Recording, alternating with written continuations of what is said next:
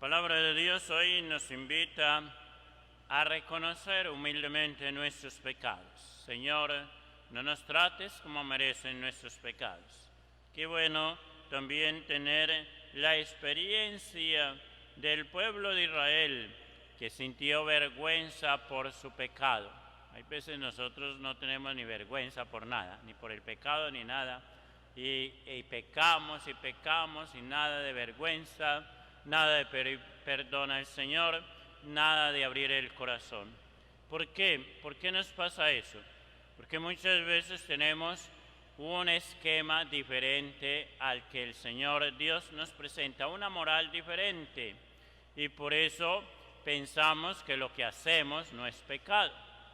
Pero cuando uno va mirando con lupa, por así decirlo, en los mandamientos, la palabra de Dios, la voluntad de Dios, y uno se da cuenta que mi vida no va por ese lado, por ese camino, entonces uno se da cuenta que sí está pecando y tendría que darse golpes de pecho, darle mucha vergüenza, pedir perdón, es decir, entrar en esa experiencia de contrición perfecta.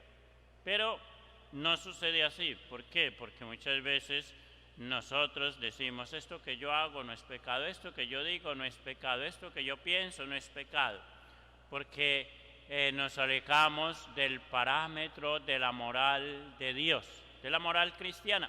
Entonces, claro, cada uno inventa su propia moral, su propio esquema, sus propias leyes y normas, y entonces dice, esto según mi conciencia, según mi mente, según mi corazón, según las tradiciones de los abuelos, de la familia, no es pecado. Y yo sigo en las mismas y con las mismas. Pero cuando ya voy comparando mi vida, mis esquemas, mi pensar, mi hablar, mi obrar, según el mandato de Dios, según la ley de Dios, según todo lo que el Señor me pide, entonces sí que me voy a dar cuenta que he obrado mal, que estoy obrando mal y que tengo que pedir perdón por mis pecados y llorar los pecados.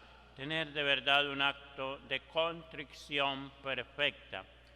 La mayoría tienen atrición. Atrición es un dolorcito ahí pasajero por un pecado, pero ya se nos olvidó.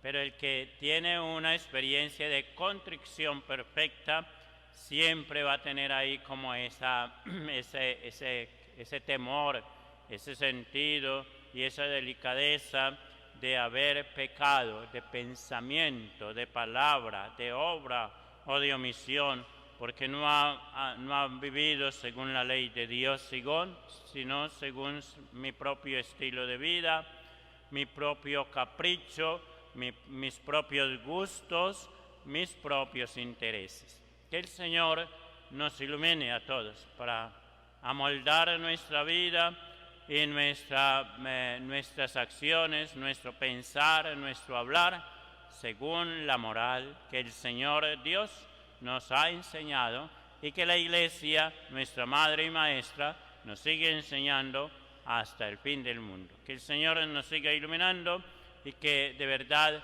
no nos trate como merecen nuestros pecados y que nos dé la gracia de arrepentirnos, de abrirnos cada día a esa experiencia del arrepentimiento y de la conversión de vida. Que la Virgen María, nuestra Madre del Cielo, nos siga acompañando en este caminar de santidad hacia Dios. Que así sea.